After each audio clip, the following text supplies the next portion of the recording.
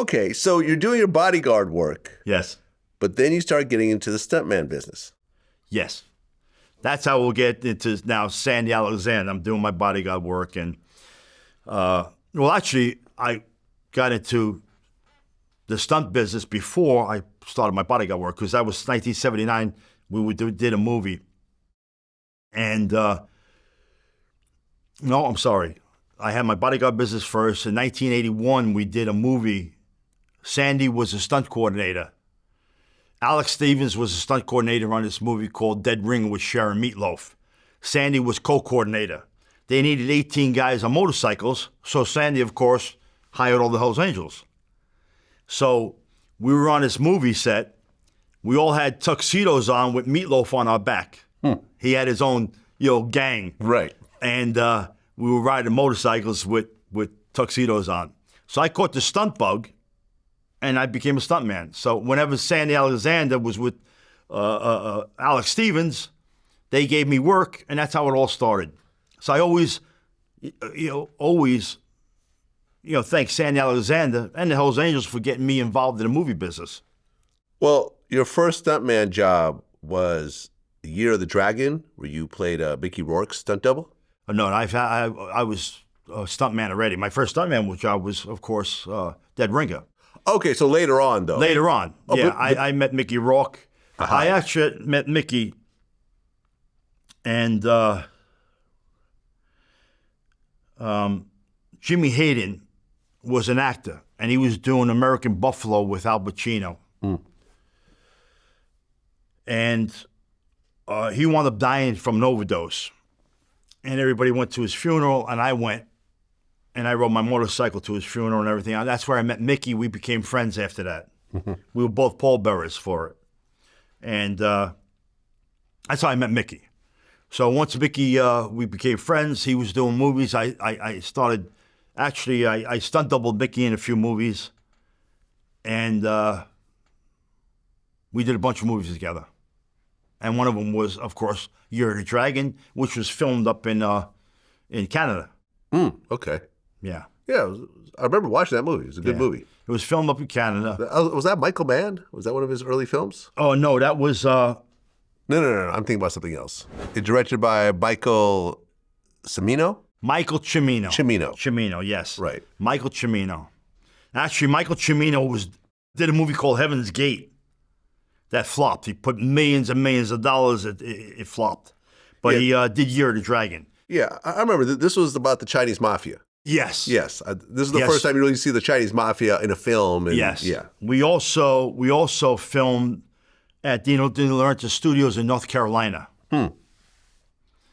And I remember we were there doing a movie, and Bruce Springsteen had a concert, about 100 miles away, and I took Mickey. I introduced Mickey Rourke to Bruce Springsteen. Nice.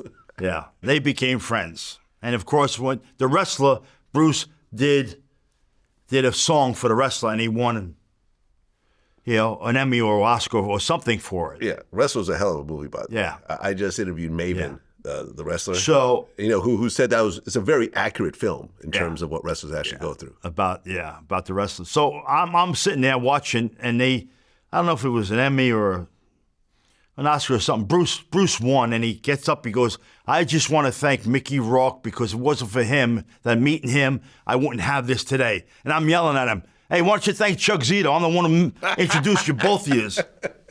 And I'm sitting there yelling at the TV. Well, you end up doing 100 movies as a stuntman? Oh, I've done 150 movies together. 150 movies. I've done 150, like 70 or 80 as a stuntman. You never saw me in a movie. I was doubling people. You only saw my name at the end of the credits, when the stunts come up, Chuck Zito. Yeah.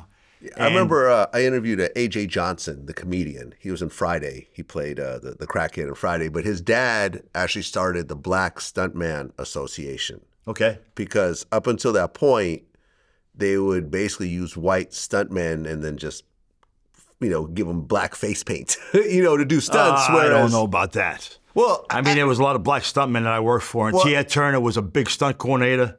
No, but I'm talking about his dad. So this was like a long time ago. Yeah.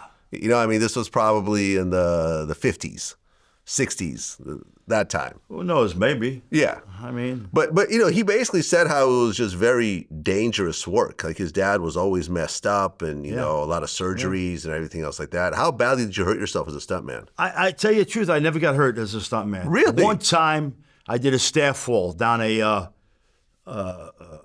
marble stairs. And we were working, myself and Chaz Palminteri. It was a stunt double and him. And I did a movie there, and I had to do the stair fall.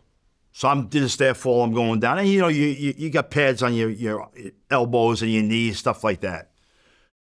So you have to wear a little baggy stuff. So I did the stair fall. The director goes, "That was great." This is great. Thank you. He goes, "Can you do it one more time?" I said, "You just told me it was great. Why do it one more time?" So I did it the second time. The last step, I banged my head against the marble? Got some stitches on the, yeah. So that was really my only time I got hurt. But I love it when they said, "That's great. Can you do it one more time?"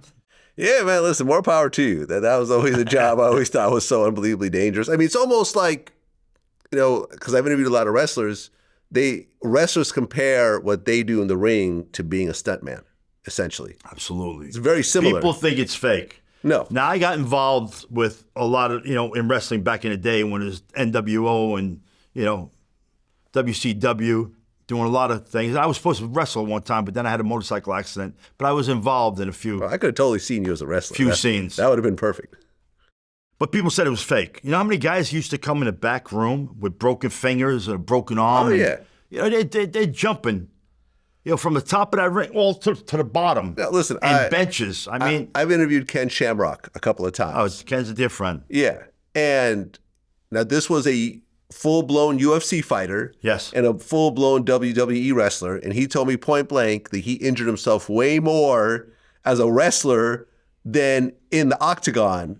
Whereas, you know, the octagon people are actually trying to physically hurt you. Right. In the wrestling ring, it is somewhat acting. They're not trying to hurt you, but you would get hurt a lot more as a wrestler than in an actual martial art. Yes. So yeah, man. And talking about, you know, Shamrocks, Ken was a dear friend. Frank was a dear friend of mine. Oh, his dad? I actually met Frank on Oz when I used to do Oz. Okay. I worked on Oz. I, you know, played Chucky Pancamo. You know, head of the Italians. Yeah, we'll get into all that. And I met Frank there, and we became, of course, great friends. And I used to walk him into the octagon a few of his fights. Nice. Yeah, Ken is a legend, man. Yeah. Ken is absolutely. Ken is a legend. Frank's a legend.